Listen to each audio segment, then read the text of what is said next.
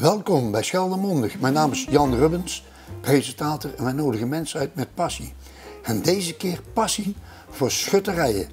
En daarom zit ik nog met twee mensen hier in het prachtige Ledeltheater. En onze eerste gast is, met wie heb ik het genoegen? Adrie de Kraker, historicus, die veel onderzoek doet naar de geschiedenis van onder andere Zeeuws-Vlaanderen tussen 1400 en 1800, althans die periode. Prima, dankjewel. En dan heel bijzonder dat ik samen met nog iemand mag presenteren. Ben, neem jij nu de leiding over? Jazeker. Ja. Wie ben je?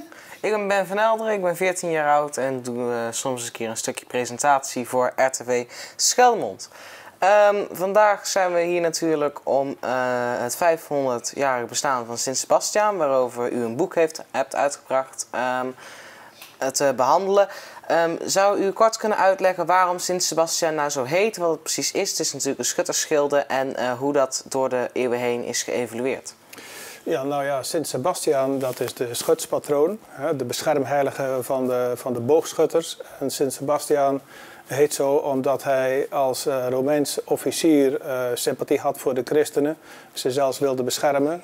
Daarvoor is hij gevangen genomen en aan een boom gebonden en met pijlen doorboord. En voor dood achtergelaten, maar hij heeft het toch overleefd. Helemaal opgeknapt. Daarna is hij opnieuw in opstand gekomen tegen het Romeins gezag en uiteindelijk terechtgesteld. En zijn stoffelijke resten zijn dan begraven in Rome. En sedertdien wordt hij door de christelijke gemeenschap beschouwd als heilige. En is hij de schutspatroon van de schutters geworden. En dat heeft alles te maken met de pijlen in zijn lichaam. Er is ook een mooie foto van, hè? Ja, interessant, ja zeker. Die zal zo op het beeld verschijnen. Inderdaad, ja. Een heel mooi houtsnijwerk uit circa welk jaar praten we dan ongeveer? Ja, dit is een houtsnijwerk uit de 16e, 17e eeuw. En dat is genomen van een paneel dat zich bevindt in het Westfries Museum. Ah, mooi. Zelfs tot zover raakt zijn legende. Sint Sebastiaan is een boogschuttersgilde. Zou u kort kunnen toelichten waaruit dat nou precies bestaat en wanneer het is opgericht en door wie dat het is opgericht? Ja. De boogschutters dateren eigenlijk al als gilden uit de 14e eeuw. 15e eeuw zijn ze in aantal flink toegenomen in Vlaanderen, Noord-Frankrijk en Nederland. En in 1521 hebben een aantal burgers in Zuiddorpen, aangevuurd door de kasteelvrouwen Isabeau van Gistelle, hebben een aanvraag gedaan bij Karel V om daar ook een schuttersgilde te mogen oprichten. En het punt natuurlijk is, je hebt daar de speciale toestemming van de landsheer voor nodig, want in feite is dit een gilde dat het wapen hanteert. En die werden af en toe ingezet wanneer de landsheer een oorlog voerde. En daarnaast heb je dus de voetboogschutters of de kruisboogschutters en die vormden ook een onderdeel van het leger als er oorlog was. Ah, heel interessant. Dus ja, Sint Sebastiaan ook deel van het Vlaams leger. Dat beschrijft u natuurlijk ook kort in het boek. Sint Sebastiaan duidt natuurlijk op de Rooms-Katholieke christelijke religie. Was er nou ook zo'n religieuze motivatie bij de boogschuttersgilde? Ja, zeker. Want zij hadden rond 20 januari hadden zij hun grote maaltijd. Hun tering, hun teerdag. En op die dag die werd dan begonnen met het opdragen van een mis in de kerk, in de parochiekerk. Bij diverse Sint-Sebastiaan-gilden in grotere steden hadden die zelfs een aparte kapel in de kerk. En die in Sluis en de Naardenburg die hadden zelfs een eigen gebouw waarin een kapel was. En daarin werd de heilige vereerd.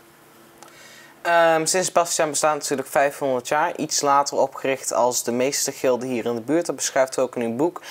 Natuurlijk in een redelijk rumoerige tijd. Het heeft ook enkele delen stilgelegen natuurlijk, enkele tijden stilgelegen vanwege oorlogen.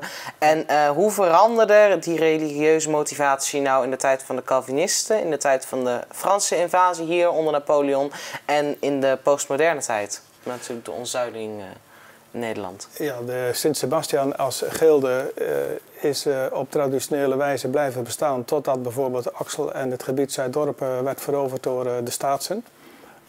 Sedertdien is dat gilde min of meer verdwenen of zijn leden van dat gilde lid geworden net over de grens. In Stekenen, in Koewacht, in Zelzaten. En ze gingen dan zich wat minder bezighouden met de verering van hun schutspatroon. Maar het werd dan langzaam maar zeker, en ook in de Franse tijd werd het dan, en zeker daarna ook, in de Hollandse tijd, werd de schutterij meer een soort sport, een soort volkssport. Een vermaak voor velen in zo'n dorp of in zo'n stad. En was er nou ook iets van maatschappelijke klasse aan verbonden? Dat je een bepaalde maatschappelijke klasse moest hebben om deel te kunnen worden van een boogschutvereniging? Nou, bij de kruisbogen, bij de voetbogen is dat zeker het geval. Want zo'n kruisboog, dat is een kostbaar wapen om aan te schaffen. Dus dat kon niet iedereen. En bij de handboog zie je eigenlijk ook dat niet de armsten uit de samenleving zijn, maar toch meestal een middenklasse en de goede klasse. Je ziet dan ook bijvoorbeeld dat de hoofdman van het gilde vaak iemand is die in de gemeentepolitiek iets heeft betekend. En soms was dat zelfs de burgemeester van het dorp. Dat zien we ook hier op een foto natuurlijk. De burgemeester van Zuidorpen die vanaf 1915 tot iets na de oorlog natuurlijk ook voorzitter is geweest van de gilde. Ja.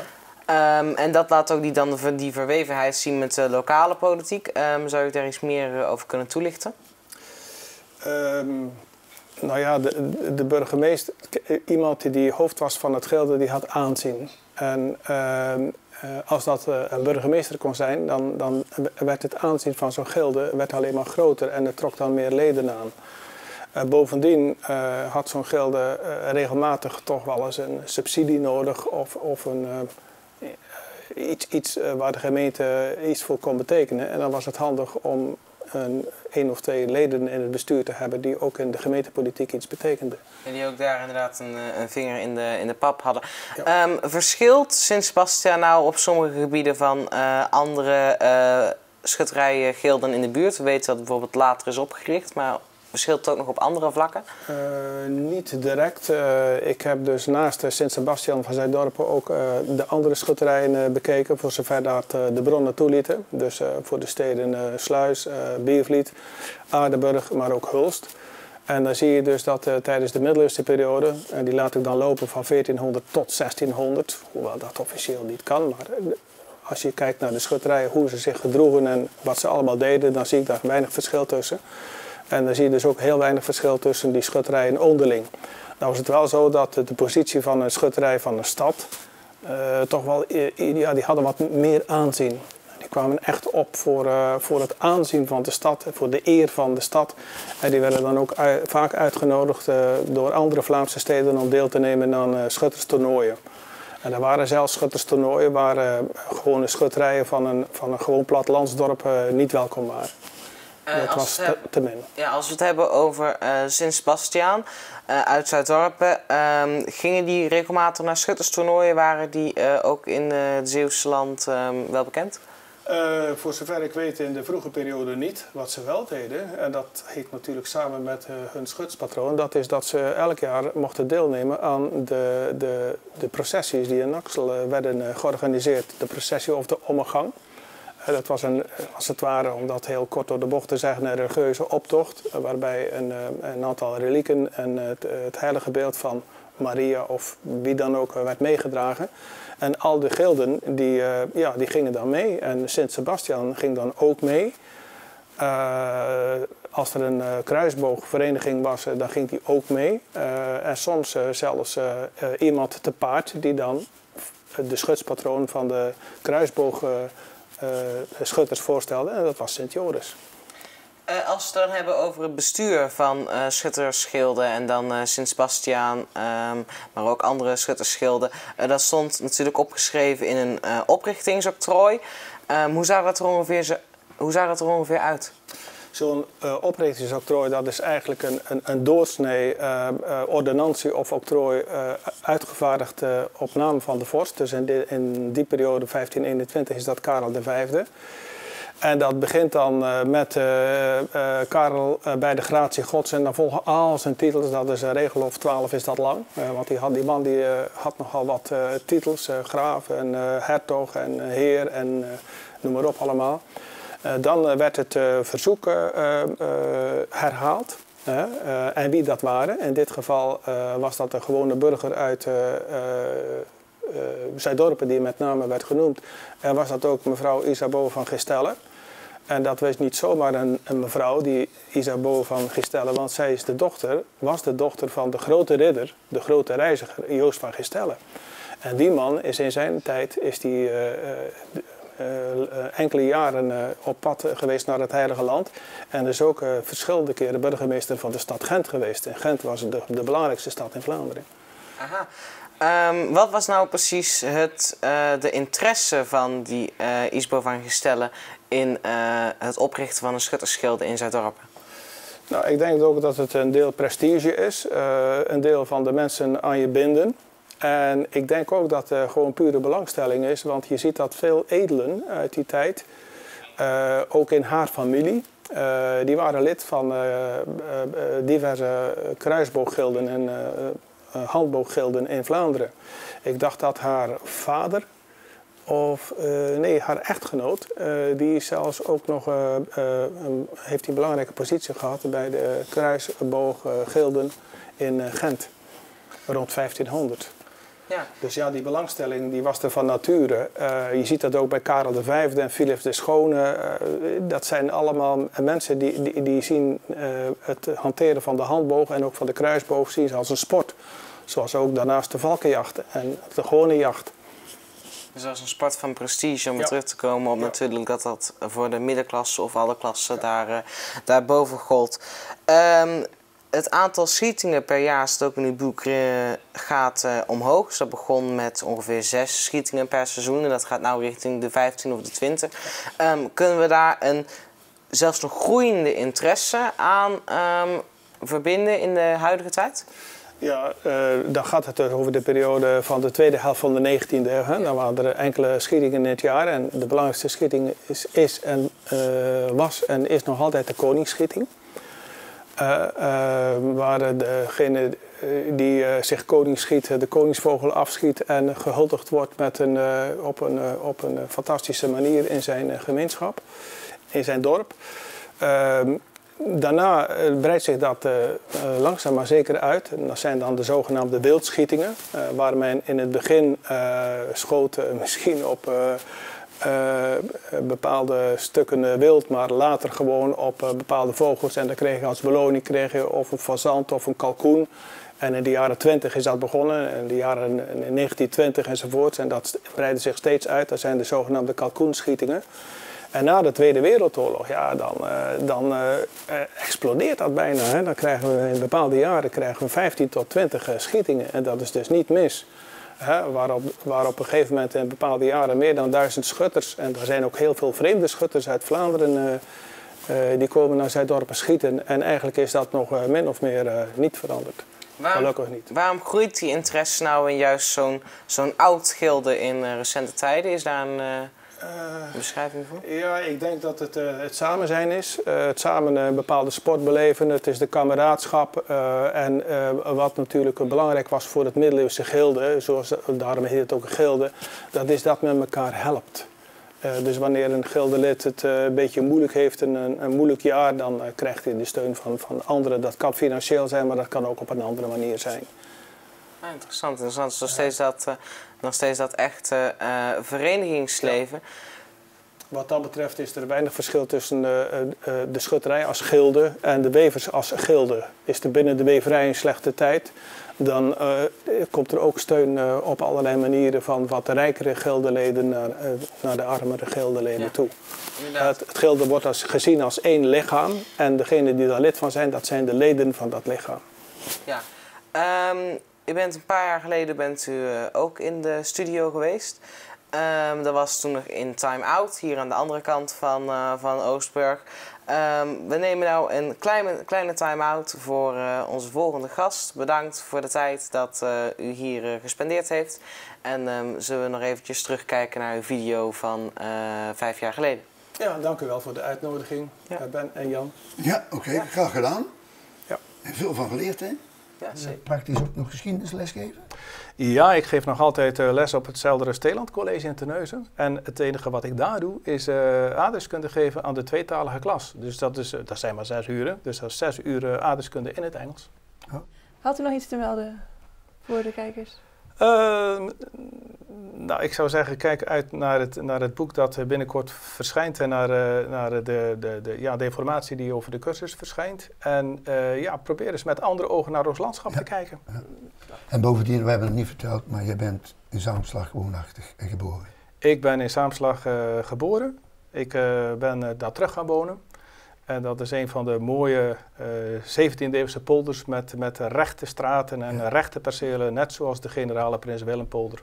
Ja. Met in het midden het dorp op de kruising van wegen. En ook de Generale Prins Willempolder heeft op de kruising van 2 hoofdwegen het dorp. Nou Adrie, jij noemde in je prachtige uiteenzetting zout. En dat staat tegenover dorst natuurlijk. Wat deden ze daar in de middeleeuwen aan? Nou, de middeleeuwen was een echte bierdrinker. Dat deden grote lagen van de bevolking, mensen zoals jij en ik. Prachtig filmpje, hè? Van 5 jaar geleden. Jazeker. Want daar gaan we het straks ook nog even over hebben. Angela Boeien als presentator en Ben nu. Maar we hebben een nieuwe gast gekregen tijdens het wisselen. Hebben we eventjes naar dat ding kunnen kijken, naar het filmpje. Met wie heb ik het genoegen?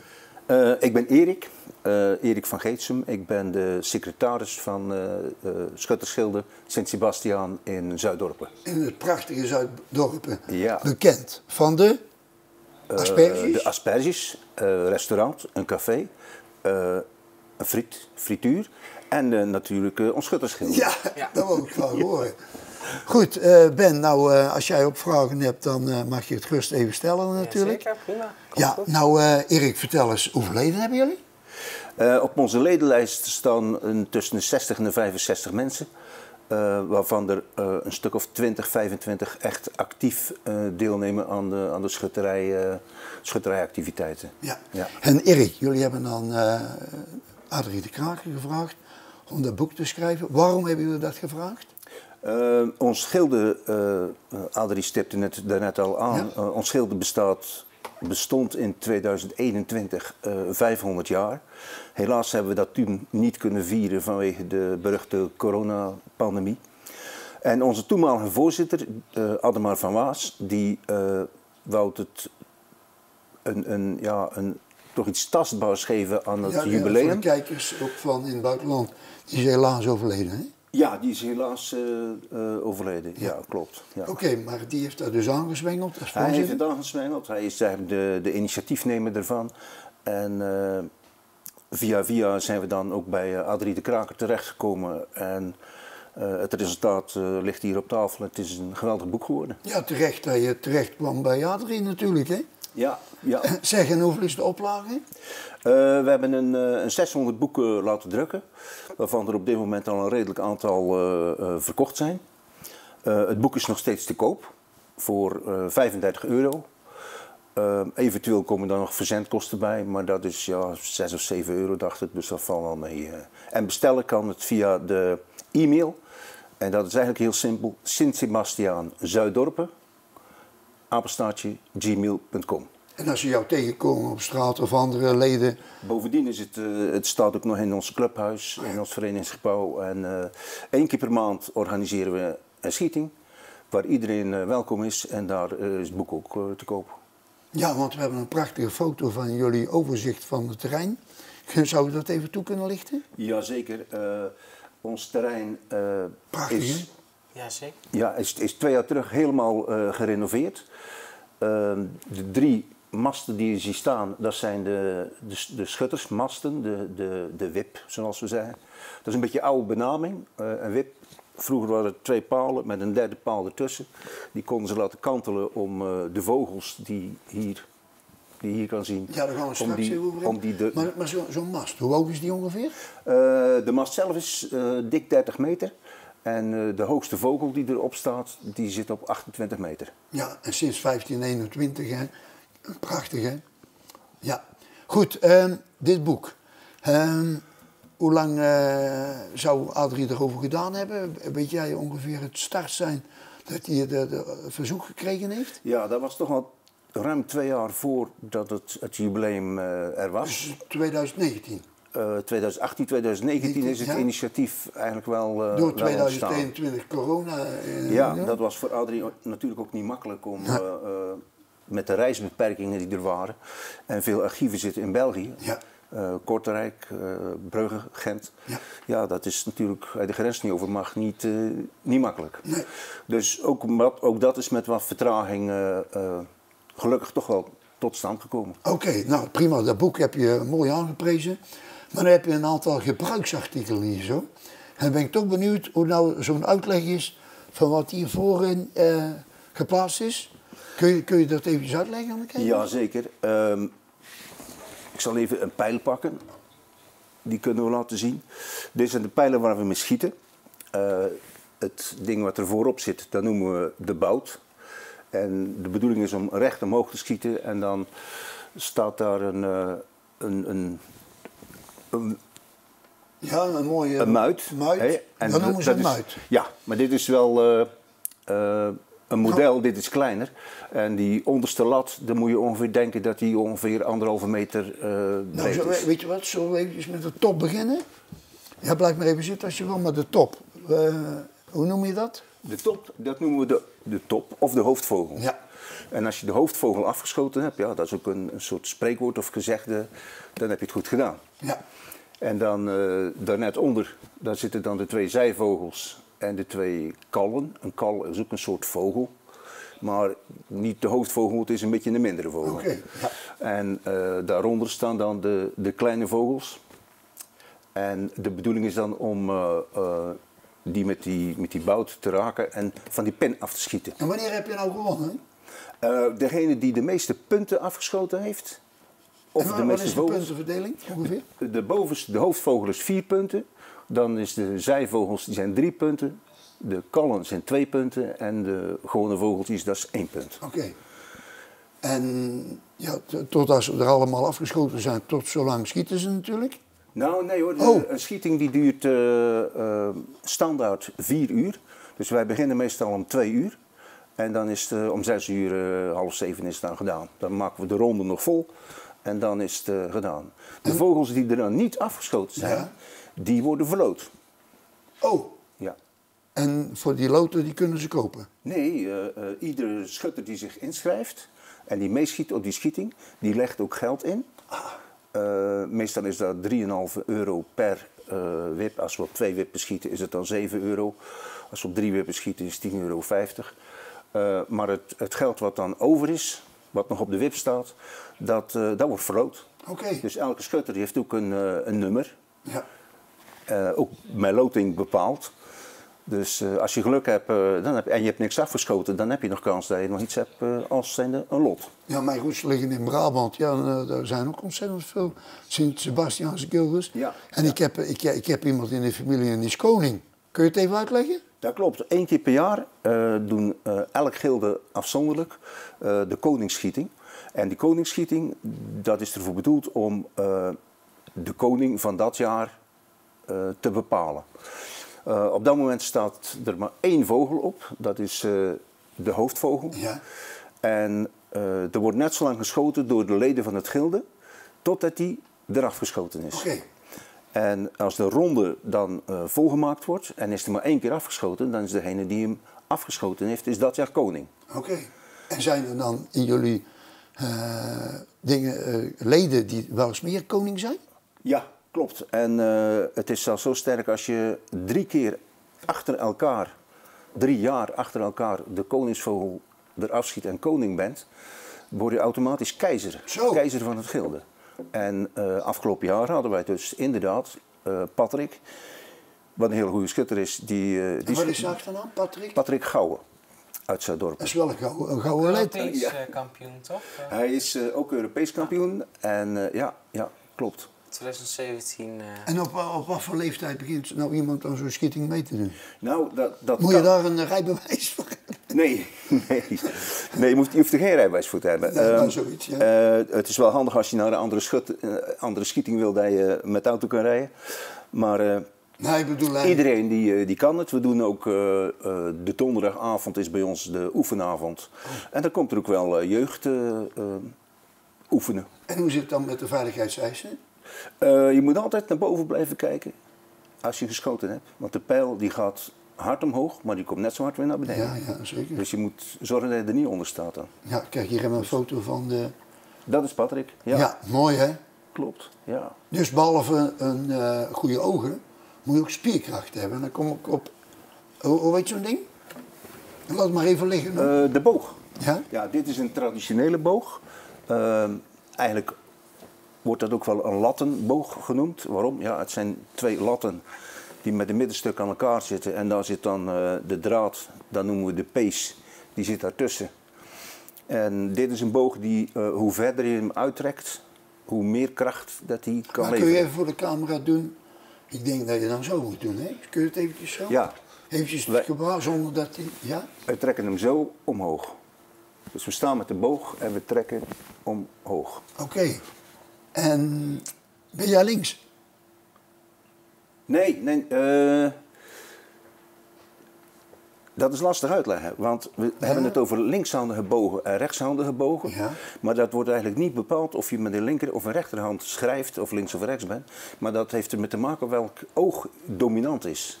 Het dominante oog, dat is het belangrijkste. Nou, dat heb ik en nooit geweten. En dat bepaalt of je een linkse of een rechtse schutter Echt bent. waar, joh? Dus niet of dat je links of rechts bent. Nee, dat heeft daar geen invloed op. Zeg, en mogen de mensen ook een bril dragen of een lens? Dus, Lenzen, brillen, dat is geen enkel punt. maar als je nou gewoon zo kijkt en je doet er een lens op, dan kun je toch veel beter schieten als... Oh, je bedoelt met een vizier? Ja? Oké, nou, bij ons is het zo dat er niet met vizieren geschoten mag worden. Soms zie je ook wel van die stabilisatorstangen aan een boog zitten. Die zijn bij ons toegestaan tot, ik dacht, 15 centimeter. Dus het is echt het traditionele schieten. Ja. Nou Erik en Ben, ja, onze tijd zit erop. Ik kan er wel uren over praten. Ik kan er uren over doorgaan. Zeg Ja. nog eens eventjes wat ze kunnen bestellen, want... Sint-Sebastiaan, Zuiddorpen, alles aan elkaar geschreven, apenstaartje gmail.com. Ben, heb jij nog een vraag dat je zegt, die wil ik nog even stellen? Ja, zo'n boog die zou origineel zijn natuurlijk, hè, zoals vroeger, dat zei u net. Welke materialen werden daar vroeger voor gebruikt rond de tijd van de oprichting van Sint-Sebastiaan? Toen de tijd waren dat houten bogen, wel van speciaal hout, wat licht is, maar ook veerkrachtig en sterk. Later zijn die bogen van kunststof gemaakt. En de pees, want die vroeger slachten ze een dier en dan... Ja, Ja, daar echt werden een dierenpees, ja, dat klopt. inderdaad, ja, Daar werden de darmen van de varkens voor gebruikt om die pees te maken, omdat die zo sterk waren. Ja. Gebeurt het wel eens een keer dat zo'n boog knapt? Nu nog steeds of vroeger? Ja, dat kan gebeuren. Daar moet je ook echt voor oppassen. En het beste wat je kan doen is gewoon elk jaar je boog even bij de winkel binnenbrengen. En dan wordt die nagekeken door een professional. Prima. Nou, Prima. we gaan ermee besluiten. Erik, hartstikke bedankt. Succes Graag met de gedaan. verkoop van het boek. Ben, goed dat je erbij was. Bedankt. Ja. Gaan we nog een keer doen, hè? Ja, zeker wel. Oké, Zeker wel. dan gaan we Inderdaad. nu de kijkers bedanken. Ja. Nou, beste kijkers, we weten alles over bogen, spanningsbogen, schutterijen. En weet je wat? Dat boek, jongen, dat is zo mooi. Moet je kijken, man. Ja, Je zou het toch zo het is een mooi kopen, hè? boek. Zeker, zeker, zeker. Nou, dankjewel.